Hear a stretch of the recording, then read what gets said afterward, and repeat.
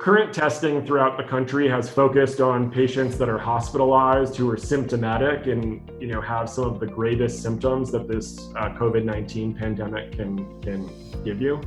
Our study focused on the asymptomatic population. So in order to know the true prevalence of this pandemic, we had to test people who didn't already suspect that they had COVID in the general population. And so the idea with the antibody tests, which is unique to antibody collection, is that these people have already had COVID or been exposed to it. So they currently have the antibodies, which is what the test actually is testing for. So you can tell whether or not somebody has had COVID in the past as well. So that tells us a few things. First, it tells us whether or not, what portion of the population has had COVID by sampling a representative sample of the general population. It also tells us whether people can donate plasma, because the antibodies are useful in treatment for the COVID-19 virus. And it allows us to determine the spread around the country.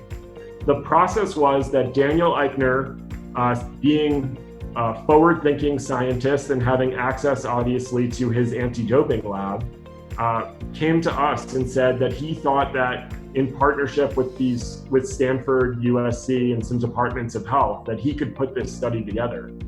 We drafted a proposal together and gave it to my board, and my board, in both support of the public health and in support of the Salt Lake City lab, who is the strategic partner of ours in anti-doping, said, what can we do to help?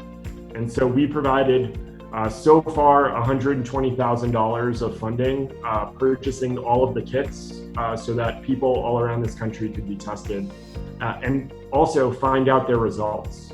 Sample kits have been sent out already, and I believe most of the collections have already taken place. The study should be wrapped up by the end of the week. That's our hope, and that a summary report of all the findings will be published next week. It's the largest study of its kind being conducted around the United States. So 15,000 samples in 24 cities is a remarkable number of samples.